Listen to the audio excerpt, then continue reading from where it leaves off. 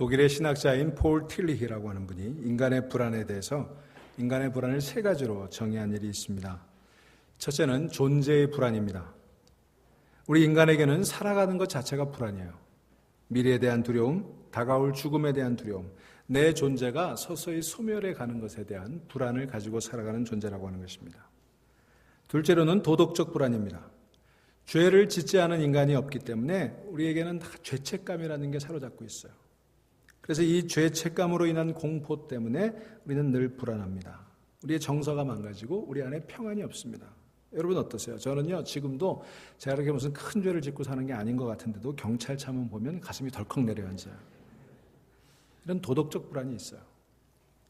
세 번째는 영적 불안입니다. 그 어떤 것으로도 메워지지 않는 공허함이 우리 안에 있습니다. 인간은요, 하나님 안에서만 참된 안식을 누릴 수 있기 때문에 죄로 인해서 하나님과 우리 사이가 막혀 있는 한 우리는 영적으로 공허할 수밖에 없는 존재라고 하는 것입니다. 결국 이 세 가지 불안 다 뭐 때문에 오는 거예요? 죄 때문에 오는 거예요.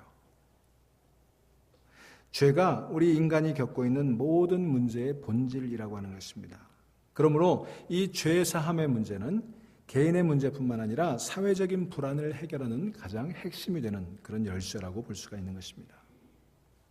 그런데 오늘 우리가 읽은 본문에 보면 여기 여러 군상들이 나오는데 그들은 죄 사함에 대해서 거부 반응을 나타내는 무리들이 나오는 것을 볼 수가 있어요. 그들은 정죄 지향적인 인간들입니다. 집요하게 죄 사함과는 반대가 되는 방향으로 그렇게 나아가고 있어요. 도대체 누구를 향한 정죄인지도 모르고 일단 정죄하는 것이 자기를 의롭게 하는 것이고 자기에게 좋은 것이라고 생각을 합니다. 그래서 죄사함을 거부하고 누군가를 향해 끊임없이 비판하고 손가락질하고 정죄하는 거예요. 자, 오늘 여기 보이는 이 정죄는 도대체 누구를 위한 것인가? 그들이 정죄하고 있는데, 그들이 죄를 지적하고 있는데 결국 그게 어떤 정죄인지를 우리가 한번 생각해 보겠습니다. 첫째로 타인을 향한 우리의 정죄는 결국 예수님을 정죄하는 것이 된다는 것입니다. 오늘 1절부터 4절에 나오는 내용이 그런 내용이에요. 오늘 본문에 보면 인간이 얼마나 집요하게 누군가를 정죄하고 있는지가 적나라하게 나타나고 있습니다. 여러분, 지금 본문의 배경이 되는 곳은 성전이에요. 예수님께서 성전에서 가르치실 때 일어난 일입니다. 여러분, 성전이 뭐 하는 곳이죠? 제사 드리는 곳입니다. 하나님을 예배하는 곳입니다. 성전의 아주 중요한 기능은요, 자신들의 죄를 하나님께 자복하고 그것을 드러내고 자기의 죄를 용서받는 거예요. 이게 성전에서 하는 제사의 기능이었습니다. 그런데 사람들이 예수님 앞에 나와서 성전에서 하는 일이 무엇입니까? 우리 2절과 3절을 보시겠습니다. 아침에 다시 성전으로 들어오시니 백성이 다 나오는지라 앉으사 그들을 가르치시더니 서기관들과 바리새인들이 음행 중에 잡힌 여자를 끌고 와서 그 가운데 세우고. 여러분, 지금 이 사람들이 성전에 와서 성전 가운데, 그 성전에 모인 사람들 가운데 누구를 세웠어요? 음행 중에 잡혀온 한 여인을 세웠습니다. 지금 성전에 와서 누구를 보고 있어요? 죄인을 보고 있는 거예요. 여러분, 우리가 성전에 오면 누구를 만나야 합니까? 우리 하나님을 만나야죠. 하나님을 만나서 자신이 얼마나 죄인인지를 깨닫고 저절로 회개하고 그리고 제물을 드리고 하나님의 용서의 선언을 받고 돌아가는 게 성전이에요. 그런데 이들은 지금 하나님을 보는 게 아니라 죄인을 보고 있습니다. 성전에서. 그리고 어떻게 됐습니까? 4절과 5절을 보겠습니다. 예수께 말하되 선생이여, 이 여자가 간음하다가 현장에서 잡혔나이다. 모세는 율법에 이러한 여자를 돌로 치라 명하였거니와 선생은 어떻게 말하겠나이까? 여러분, 지금 이들은 하나님의 죄사함의 은혜가 베풀어지는 곳, 이 시은소에 와서 성전에서 죄인을 돌로 쳐 죽일 생각을 하고 있어요. 지금 성전에서 고소하는 일에 여념이 없습니다. 인간이 왜 이렇게 정죄지향적이 되어가는지 모르겠어요. 남의 죄를 지적하는 게 우리들의 습성이 됐어요. 일과가 되었어요. 여러분, 우리가 가정에서 한번 잘 생각해 보세요. 가정에서 나누는 부부간에 또는 부모 자식 간에 나누는 대화를 가만히 보면 대화의 주된 내용이 뭐예요? 누가 잘못했냐? 뭘 잘못했냐? 왜 잘못했냐? 여러분, 이게 우리가 대부분 나누는 대화의 주제들이에요. 여러분, 서로 사랑하고 서로 아끼고 서로 감싸줘야 되는 가정에서 마치 검사와 죄인, 부부가 아니라, 부모 자식이 아니라 마치 검사와 죄인처럼 그렇게 관계들이 만들어져 가고 있는 게 우리 가정의 현실이에요. 여러분, 교회는 뭐 하는 곳입니까? 죄를 용서받고 사랑하는 곳이 교회 아닙니까? 그것에 감사해서 감사의 찬양을 부르고 기뻐하는 곳 아닙니까? 그런데 어떻습니까? 교회가요, 온통 누가 의인이고 누가 죄인인지를 심판하는 곳이 되어버렸어요. 하나님의 사랑과 하나님의 용서를 선포하고 그것을 맛보아야 하는 그 교회마저도 정죄지향적인 공동체가 되어버렸다는 것입니다. 여러분, 근데 그것을 아세요? 사탄은요, 악인을 통해서 역사할 때보다 의인을 통해서 역사할 때가 더 많다는 거예요. 왜 그러냐 하면, 사탄이 악인을 통해서 역사하면 선한 사람들이 단결하고 그 악인과 맞서 싸웁니다. 그런데 사탄이 선인을 통해서 역사하면 선한 사람들이 서로 갈라지고 서로 정죄하고 서로 싸우게 돼요. 여러분, 우리가 의인이 되었다고 말하지만 사실은 사탄에게 쓰임받는 의인이 된다는 거 아세요? 얼마나 무서운 거예요. 오늘 교회에 이런 의인들이 너무 많아요. 여러분, 교회사를 보면 교회는 악인들의 공격 때문에 망한 적이 별로 없어요. 그러나 항상 교회는 의인들 때문에 망합니다. 여러분, 우리가 왜 이렇게 됐는지 모르겠습니다. 우리는 아주 습관적으로 남의 죄를 지적하고 공격하려는 그런 습성을 가지고 있어요. 지금 성전에서 예수님 앞에서 사람들을 돌로 쳐 죽이고 그리고 정죄하겠다는 이 사람들의 모습은 바로 저와 여러분들의 모습이 아닐까요? 왜 이렇게 되었습니까? 그 내면의 깊은 원인은 자신의 죄를 가리고 싶은 욕망 때문이에요. 그 두려움 때문이에요. 내 안에 있는 죄를 감추고 싶은 거예요. 누군가를 집요하게 정죄함으로 말미암아 나는 그런 부류들과 다르다는 것을 드러내고 싶은 거예요. 우리는 다른 사람들에게 심각하게 도전하고 질책함으로 자신은 그런 사람들과는 근본적으로 상관이 없는 훌륭한 존재가 입증되는 줄로 착각하고 있어요. 남을 비판하면 나는 저절로 의인이 되는 줄로 착각하고 있다고요. 여러분, 성경은요, 나를 비춰보는 거울이지 남을 들여다보는 망원경이 아니에요. 근데 우리는 성경에 나를 비춰보기보다는 남을 자꾸 들여다봐요. 어느 날 성전에 바리새인과 세리가 올라가 기도를 했습니다. 바리새인은 자기의 의의를 열거하며 자기가 저 세리와 같지 않음을 감사한다고 기도드렸습니다. 여러분, 제가 오늘 아침에 여러분들에게 묻습니다. 여러분들에게도 혹시 하나님이여 내가 저들과 같지 않음으로 인하여 감사합니다라고 얘기하는 그 저들의 목록이 있지 않으세요? 그 목록을 한번 들여다보세요. 누가 있는지. 내가 경멸하고 내가 차별하고 싶은, 내가 우월감을 느끼고 있는 그런 부류들이 누가 있습니까? 나는 저 사람 같지 않아. 나는 최소한 저렇게 살지는 않아. 여러분, 어떤 부류의 사람들을 업신여기고 싶으세요? 우리는 누군가를 업신여기고 싶어요. 누군가를 짓누르고 싶은 거예요. 우월감을 느끼고 싶은 거예요. 우리는 이것이 얼마나 위험한 것인가를 알아야 돼요. 우리가 그 목록을 붙들고 있다면 여러분 잘 들으세요. 여호와 하나님께서 싫어하시는 목록의 1순위에 저나 여러분들의 이름이 올라갈 수 있다는 거예요. 그러니 여러분, 만일 여러분들에게 그런 목록이 있다면 오늘 이 아침에 그 목록들을 폐기하실 수 있기를 간절히 바랍니다. 언젠가 그것을 기뻐하시게 될 거예요. 여러분 생각해 보세요. 우리가 죄에 대해서 그렇게 집요하게 지적하는 이유가 뭘까요? 평소에 내 안에 그러고 싶은 욕망이 있는 거예요. 그러고 싶은데 못 그런 거예요. 아니면 그랬던 것을 감추고 싶은 거예요. 내가 그렇게 죄 짓고 살고 내가 그렇게 죄 짓고 싶은 욕망이 내 안에 있으니까 그걸 아는 거예요. 여러분, 그런 마음이 없고 그런 걸 해보지도 않은 사람은 그걸 알 턱이 없어요. 알 턱이 없으니 비판할 리도 없어요. 사실은 내가 누군가를 정죄하는 것은 내 안에 똑같은 죄가 있다는 것을 드러내는 꼴이 되고 마는 것입니다. 그런데 보세요. 이 사람들은요, 이런 성향은, 이런 그 정죄지향의 성향은요, 결국은 예수님마저 정죄하게 됐어요. 여러분 6절 보시기 바랍니다. 그들이 이렇게 말하면 고발할 조건을 얻고자 하여 예수를 시험함이로라. 지금 그 정죄가 누구를 향하고 있어요? 예수님을 향하고 있어요. 그들이 그렇게 하는 이유가 뭡니까? 예수를 고발하기 위해서, 예수님을 정죄하기 위해서였어요. 참 신기하죠? 죄는 여인이 지었습니다. 그런데 왜 예수님을 정죄하는 걸까요? 예수님 무슨 죄를 지었어요? 여러분, 하나님은 모든 인간의 죄를 용서하시기 위해 그 아들을 희생의 제물로 이 땅에 보내셨습니다. 죄 사함의 은혜를 베풀기 위해 그렇게 하신 것입니다. 자, 보세요. 하나님께서는 죄를 용서하셨는데 이들은 정죄하고 있어요. 하나님이 용서하신 죄를 이들이 정죄하고 있어요. 분명히 자기들이 보기에 죄인인데 그 죄인을 하나님이 용서하시는 게 지금 못마땅한 거예요. 못마땅한 거예요.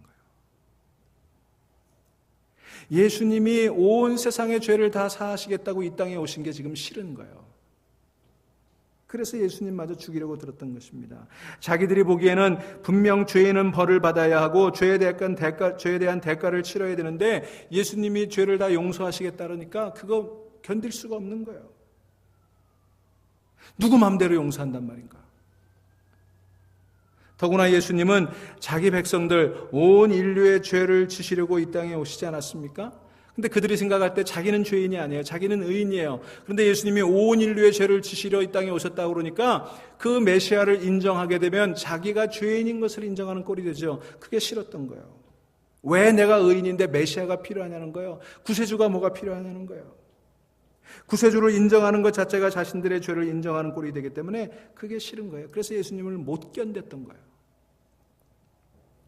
여러분, 실제로 많은 그리스도인들이 하나님이 이 세상 모든 사람들을 구원하신다, 누구나 구원받을 수 있다, 이 만인 구원론을 싫어합니다. 배척합니다. 그게 무슨 신학적인 성경 해석적인 차이 때문이 아니라 그냥 그게 싫은 거예요. 소위 말해서 세상 말로 얘기해서 소나기 하나 다 구원받는 게 싫은 거예요. 그러나 여러분, 구원은 전적으로 하나님의 주권인 줄로 믿으시기를 바랍니다. 누구를 구원하실 것인가 하나님이 결정하세요. 전적으로 하나님 손에 달려있어요. 그런데 왜 우리가 누구는 구원받고 누구는 구원받을 수 없다, 누구는 의인이고 누구는 죄인이다, 어떻게 우리가 그렇게 얘기할 수 있습니까? 여러분, 교회 생활 열심히 한 나와, 율법을 열심히 지킨 나와, 술도 안 먹고 담배도 안 피고 주일에는 휴가도 한 번 가지 않은 나와, 술 먹고 담배 피고 주일에 휴가까지 간 아무개가 똑같이 구원받는다는 건 못 견디는 거예요. 그 꼴 못 보겠다는 거예요. 억울한 거예요. 나는 괜히 그랬다는 생각 드는 거예요. 나도 할 걸. 다 해도 구원받는다면 내가 그동안 한 세월이 아까운 거예요. 억울한 겁니다. 열심히 밤새면서 공부했는데 선생님이 시험 문제를 너무 쉽게 내가지고 밤새서 공부한 나나 밤새 쿨쿨 잔 저놈이나 똑같은 점수 받은 거, 이거 못 견디는 거예요. 점수가 달라야지. 여러분, 이런 실험이 있었어요. 직장인들을 대상으로 모든 직원들에게 100불씩 보너스를 주는 경우와 나만 50불을 보너스를 받는 경우 어느 게 더 좋겠느냐라고 그랬더니 3분의 2가 후자를 택했다는 겁니다. 이게 우리들의 심보예요. 저는요, 이 사람들 참 정직하다 생각이 들었어요. 우리 한국 사람 같으면 다 1번이라고 대답했을 거예요. 사실은 2번이면서. 그래서 한국에는 여론조사라는 게 별 의미가 없다고 그러죠. 아무튼, 근데 여러분 그거 아세요? 천국에 간 사람도 지옥에 간 사람도 성경이 얘기하는 것은 자기가 왜 천국에 왔는지, 자기가 왜 지옥에 왔는지 아무도 모르고 있다는 거예요. 여러분, 왜 천국에 왔는지, 왜 지옥에 갔는지도 모를 거면서 누구는 천국 가야 하고 누구는 지옥 가야 하고 어떻게 규정할 수 있습니까? 누구는 의인이고 누구는 죄인이라고 여러분들이 생각하는 것이 정말 맞을까요? 나중에 주님 오시는 날 내가 예상한 대로 우리가 쫙 갈라져서 그대로 가게 될까요? 천만의 말씀이에요. 아무도 모릅니다. 여러분, 우리가 예수님 하면 어떤 생각이 듭니까? 우리의 죄짐을 대신 지시고 가시는 하나님의 어린 양, 은혜로운 분이라는 생각이 나는데 이 사람들은 그런 예수님이 부담스러운 거예요. 자신들의 위선을 드러내는 분이 되는 것입니다. 남을 정죄하는 사람은 결국 예수님마저도 부담스럽게 되는 거예요. 그러니 그 죄짐이 얼마나 무거웠겠습니까? 하나님은 우리 인간이 이렇게 위선적이고 악한 것을 다 알고 계세요. 죄짐에 힘들어하는 것을 다 아십니다. 하나님은 우리가 그 모든 무거운 죄짐, 위선의 죄짐까지를 다 내려놓고 just as you are, 우리 있는 모습 그대로 하나님 앞에 나오기를 지금도 기다리고 계시는 줄로 믿으시기를 바랍니다. 여러분, 아이들을 키워보시면요, 기저귀를 갈아주게 되죠. 제가 그때 느낀 게 있어요. 제가 다른 건 안 했는데 아이 기저귀는 열심히 갈아줬어요. 아이들이 이제 용별을 보고 울지 않습니까? 아이들은 세 가지로 우는 것 같아요. 배고플 때 울고, 졸릴 때 울고, 기저귀에 그거 했을 때 울고. 그러면 막 울어요. 분명히 이제 용변을 본 게 틀림없어요. 그럼 어떻게 합니까? 야, 이놈의 자식아, 네가 용변 많았고 울긴 왜 울어? 창피하지도 않아? 이렇게 욕하신 분이 있으세요? 그렇지 않죠. 아이가 울면 어떻게 합니까? 그 기저귀를 풀어서 그 기저귀를 깨끗이 갈아줍니다. 그래, 알았어. 아이고 이쁜 자식, 내가 갈아줄게. 그리고 기저귀를 그냥 갈아줍니까? 냄새도 한번 맡아보고 색깔도 한번 보고, 참 색깔이 좋으네. 이렇게 색깔이 좋은 거 보니까 건강하구나. 여러분, 그러면서 그 기저귀를 갈아줄 때 얼마나 행복하셨어요. 여러분 생각해 보세요. 그 아이가 아이고 내가 기저귀에 실례한 것도 미안한데 엄마가 이 기저귀 갈아주니 안 되지. 내가 체면이 이런 모습 보여줄 수 없어. 그리고 그대로 울지도 않고 가만히 있다고 한번 생각해 보세요. 어떻게 되겠습니까? 그 엉망되는 거예요. 여러분, 어린아이는요, 자기 혼자 그거를 처리할 능력이 없어요. 누군가 처리해 줘야 되는 거예요. 여러분, 우리가 똑같습니다. 우리는 우리의 죄를 우리 스스로 해결할 능력이 없어요. 그런데 하나님은 우리가 범죄하고 실수하고 죄짐 때문에 괴로워하면서 천부의 의지 없어서 손들고 옵니다. 주 나를 박대하시면 내 어디 가리까? 이렇게 울부짖으며 기도할 때 오냐 내가 갈아줄게. 내가 씻어줄게. 내가 깨끗이 해줄게. 주님은 우리의 죄를 감당하시기를 기뻐하시고 즐거워하시는 줄로 믿으시기를 바랍니다. 그게 우리 주님의 마음이에요. 그러니 여러분, 어린아이와 같은 마음으로 우리의 모든 무거운 죄짐을 주님 앞에 내려놓는 이 시간 되시기를 주 이름으로 축원합니다. 여러분, 다른 사람 죄 신경 쓰지 마세요. 내가 지금 죽게 생겼는데, 내가 지금 주님 앞에 정말 너무 힘든데, 여러분, 부디 그 무거운 죄짐에서 자유하게 되시기 바랍니다. 다른 사람 죄까지 신경 쓸 틈이 없어요. 부디 무거운 죄짐에서 자유하시는 여러분 되시기를 주의 이름으로 다시 한번 축원합니다. 두 번째로, 타인을 향한 정죄는 자신을 심판하는 행위가 된다고 하는 것입니다. 오늘 본문 5절로부터 9절에 보면 이 내용이 잘 나와 있어요. 여러분, 여기서 본문은요, 우리가 누군가를 정죄하지 말아야 될 이유를 보여주고 있어요. 그건 뭐냐 하면, 타인을 향한 정죄가 결국은 자신을 심판으로 몰아넣는 엄청나게 위험한 일이라는 것입니다. 여러분, 하나님의 시선에는요, 예수님을 십자가에 못 박아 죽게 하시려고 작정하신 순간부터 우리 인간의 죄는 안중에도 없어졌어요. 하나님의 눈은요, 그 순간부터 우리의 죄를 보시지 않았습니다. 우리의 죄가 없는 거나 마찬가지예요.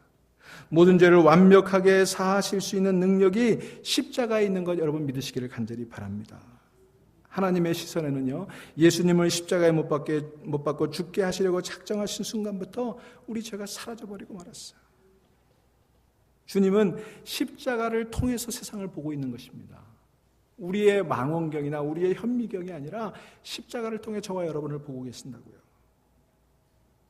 다른 사람의 죄를 죄로 보는 것이 아니라 예수님의 보배로운 피로 씻어서 우리의 죄를 보고 계신 거예요. 그런데 놀랍게도 예수께서 나도 너를 정죄하지 아니하노라, 이렇게 은혜의 세계를 열어놓으셨는데 그 은혜의 세계를 거절한 사람들이 오늘 본문에 나타나 있다는 거예요. 나는 죄를 용서하고 따지지 않고 지적하는 게 싫다는 것입니다. 따져야 되겠다는 거예요. 지적해야 되겠다는 거예요. 이들은 죄를 용서하는 은혜의 시스템을 거부하고 지금 이 여자를 끌고 와서 돌로 기어이 쳐 죽여야 되겠다는 거예요. 그래서 이쪽 정죄하는 세계, 그 시스템 속에 들어가 있습니다. 이 정죄의 시스템 속에 들어가 있으면 그 반대 은혜의 시스템을 알 턱이 없어요. 그 속에 들어갈 수가 없고 그것을 경험할 수가 없게 되는 것입니다. 요한 웨슬레가 어느 날 제임스 오글소프 장군과 같이 여행을 가게 되었는데 그 장군의 부하 가운데 한 사람이 실수를 했어요. 이 오글소프 장군이 아주 무섭도록 그 부하를 혼을 내는 것을 보았습니다. 그 부하가 아주 정중하게 그리고 간절하게 그렇게 사죄를 하는데도 용서를 안 하는 거예요. 그러면서 이렇게 얘기합니다. 나는 용서를 모르는 사람이야. 용서를 모르는 사람이야. 요한 웨슬레가 그 말에 너무 마음이 아팠어요. 그래서 그 오글소프 장군을 향해 정색을 하며 얘기합니다. 그러면 장군님께서는 이제부터 절대로 죄를 지으시면 안 되겠습니다. 여러분 아주 의미 있는 말이죠. 나는 용서를 모르는 사람이야. 이게 무슨 얘기예요? 나는 용서의 시스템을 인정할 수 없어. 은혜의 세계를 인정할 수 없어. 그게 싫다는 거예요. 그러면 그 사람은 어떻게 해야 돼요? 그 사람은 절대로 죄를 짓지 말아야 돼요. 왜? 그가 죄를 지었을 때 그를 용서해 줄 수 있는 시스템이 작동을 할 수가 없기 때문에 그런 것입니다. 바리새인들과 서기관들의 문제가 여기 있었던 거예요.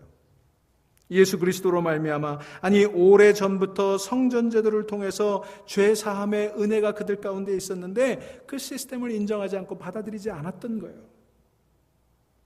여러분, 우리가 율법에 대해서는 좀 부정적인 생각을 가지고 있는 그런 경향이 있습니다만 천만의 말씀이에요.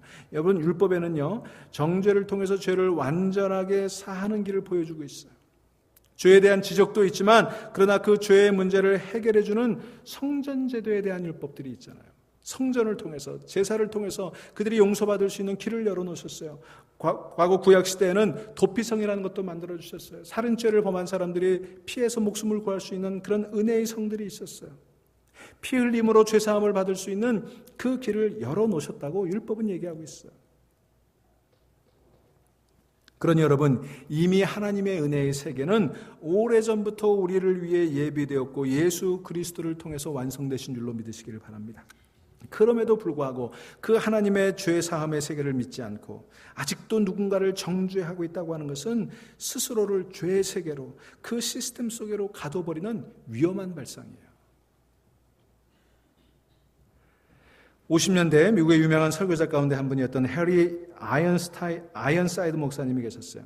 이분이 한 번은 이렇게 회의를 진행을 하는데 의견들이 좀 달라가지고 왈가왈부하는 그런 논란이 생겼어요. 그래서 목사님이 이제 조금 지난 후에 자, 우리 이 문제 중요한 게 아니니까 그냥 덮고 넘어갑시다 라고 그렇게 얘기했더니 한 젊은이가 손을 번쩍 들고는 목사님, 그렇게 할 수 없습니다. 그렇게 대충 넘어가시면 안 됩니다. 법대로 합시다. 법대로. 이렇게 외쳤어요. 갑자기 회의장이 찬물을 끼얹는 듯 썰렁해졌습니다. 법이요. 그러는데 할 말이 없게 된 거예요. 그때 이 아이언사이드 목사님이 그 젊은이를 보면서 이렇게 얘기했습니다. 이복의 젊은이, 법대로 했다면 당신은 지금 여기에 있을 수 없고 지옥에 있어야 하네. 여러분, 우리는 우리 자신을 너무 몰라요. 법대로라고 얘기하면, 원칙대로라고 얘기하면 잘난 것처럼 보이세요? 여러분, 우리는 그 말을 붙든 순간 우리는 이미 이 세상에 존재할 수 없는 거예요. 마태복음 7장 2절에 보면 비판을 받지 아니하려거든 비판하지 말라, 헤아림을 받지 아니하려거든 헤아리지 말라 그랬어요. 왜? 너희가 비판하는 것으로 비판을 받고 헤아리는 것으로 헤아림을 받으리라. 이렇게 말씀이 되어 있습니다. 근데 여러분, 이 말씀의 구조가 참 흥미로워요. 아주 놀라운 얘기를 여기 하고 있는 거예요. 여러분, 비판을 받지 않으려면 우리는 어떻게 해야 된다고 생각합니까? 비판받을 짓을 하지 말아야죠. 죄 짓지 말아야죠. 비판을 받지 말려면 죄 짓지 마라. 이게 우리들의 생각이에요. 근데 예수님께서는 그렇게 말씀하지 않았습니다. 뭐라고 얘기했어요? 비판을 받지 않으려면 비판하지 말아라. 그렇게 말씀하셨습니다. 여러분, 비판받지 않을 인간이 어디 있습니까? 그런데 비판받지 않을 놀라운 은혜의 세계를 우리에게 열어두신 것입니다. 그것은 이미 죄는 다 해결되어 있으니까 우리가 남을 비판하지 않으면, 다시 말해서 은혜의 세계에 살기로 결정을 하면 우리가 그 은혜를 받을 수 있다는 것입니다. 그대로 비판받을 필요가 없게 된다는 거예요. 심판을 면한 인간이 될 수 있다는 것입니다. 그런데 굳이 비판을 하고 헤아리겠다는 것은 그 시스템 속에 들어가기를 거부하는 것 아니겠습니까? 결국 이것은요, 자기를 엄청나게 비극 속으로 몰아가는 일이에요. 여러분, 여기 보세요. 본문에 바리새인과 서기관들의 운명이 어떻게 되었는지. 놀랍게도요, 이 본문에 보면 여기 본문에 등장하는 등장인물들의 역할이 아주 드라마틱하게 변화되는 것을 볼 수가 있습니다. 완전히 역전되는 것을 볼 수 있게 돼요. 여러분, 여기 바리새인들과 서기관들은 당당한 모습으로 성전에 왔어요. 그 죄 많은 여인을 질질 끌면서 거기까지 왔습니다. 거기 끌고 와서 고소를 하고 있어요. 그런데 그들이 올 때는 그렇게 왔는데 떠날 때는 뭐가 돼서 떠났어요? 죄인이 돼서 떠났어요. 너희 중에 죄 없는 자가 돌로 치라. 결국 그 자리를 소리 없이 떠났다는 건 뭐예요? 죄인임을 인정할 수밖에 없었다는 얘기 아닙니까? 7절 보시겠습니다. 그들이 묻기를 맞이 아니하는지라 이에 일어나 이르시되 너희 중에 죄 없는 자가 먼저 돌로 치라 하시고. 여러분, 죄 없는 자가 먼저 돌로 치라고 했죠. 그리고 9절 보세요. 그들이 이 말씀을 듣고 양심의 가책을 느껴 어른으로 시작하여 젊은이까지 하나씩 하나씩 나가고 오직 예수와 그 가운데 섰는 여자만 남았더라. 결국 그들은 돌을 들어 치지 못했어요. 그리고 양심의 가책을 받았죠. 제가 보니까 예수님이 지금이라면 이렇게 말씀 안 하셨을 것 같아요. 지금 우리는 너희 중에 죄 없는 자가 돌로 치라 그러면 죄 있는 게 드러날까 봐 먼저 쳤을 거예요. 근데 그 시대만 해도 참 사람이 이 정도 양심은 있었던 것 같아요. 여러분, 결국 그들은 어른부터 젊은이까지 다 돌아갔어요. 그러면 그들은 성전에 와서 죄 사하는 권세가 있는 예수님 앞에 결국은 자기가 죄인임을 인정하는 꼴이 되어버렸어요. 백성들 앞에 죄인임을 드러내는 꼴이 되어버렸어요. 그렇게 죄인으로 낙인 찍혀서 돌아버리고 말았습니다. 남의 죄를 지적하러 왔다가 결국 자신이 죄인임이 폭로되고 죄인으로 낙인 찍혀서 영원히 사함을 받을 수 없는 그 길로 들어서 버리고 마는 것입니다. 왜 그랬습니까? 남의 죄를 지적하려고 은혜의 길을 거부했기 때문이에요. 영원히 용서받을 수 있는 길에서 떨어지게 된 것입니다. 그런데 놀라운 사실은 여기 죄인으로 끌려왔던 이 여인은 예수님 앞에서 놀라운 새로운 세계가 열렸다는 거예요. 11절입니다. 대답하되 주여 없나이다. 예수께서 이르시되 나도 너를 정죄하지 아니하노니 가서 다시는 죄를 범하지 말라 하시니라. 여기 보면 예수님께서 나도 너를 정죄하지 않는다 그러셨어요.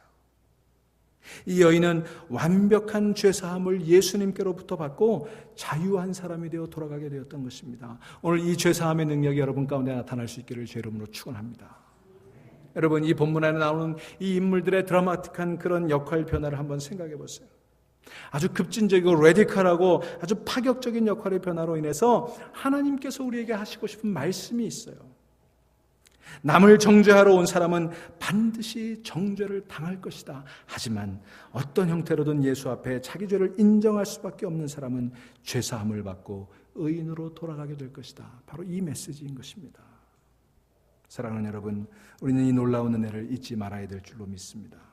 우리는 모두가 죄인이지 심판자는 우리 가운데 한 명도 없음을 인정해야 되는 것입니다. 심판하시는 이는 오직 한 분뿐이신 줄로 믿으시기를 바랍니다.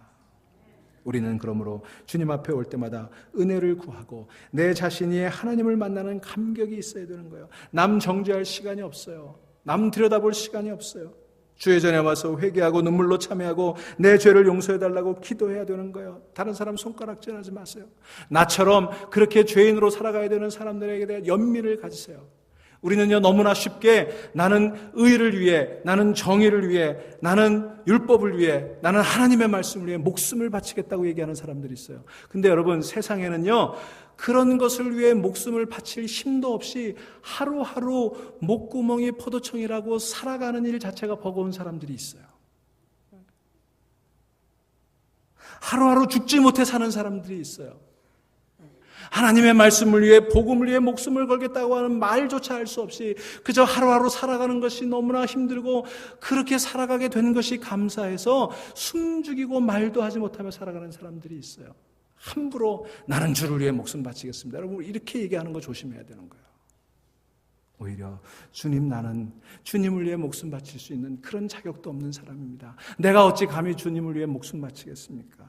주님, 하루하루 살아가게 된 것도 감사하고 하루하루 이렇게 연명하게 해주신 것도 감사해서 정말 감사하다는 말씀조차도 드릴 수 없는 그런 존재인 저를 받아주옵소서. 여러분, 이런 사람들의 마음을 우리가 헤아릴 수 있어야 되는 거예요. 우리가 그런 사람들 아닙니까?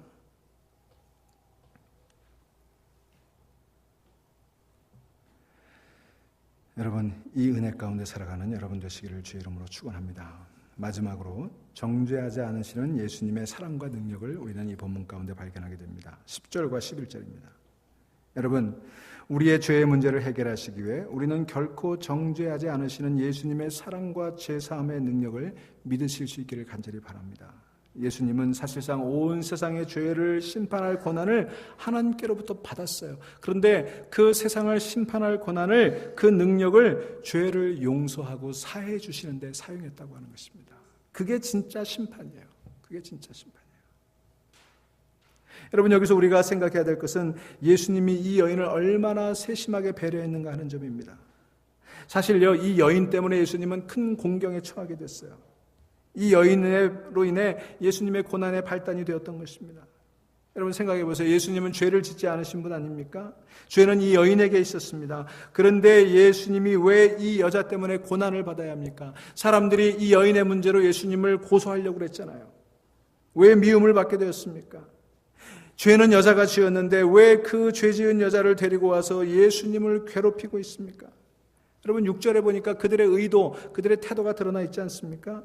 그런데 여러분 보세요. 예수님은 그것을 아셨지만 그 여인의 운명을 자신의 운명과 맞바꾸기로 작정하셨어요.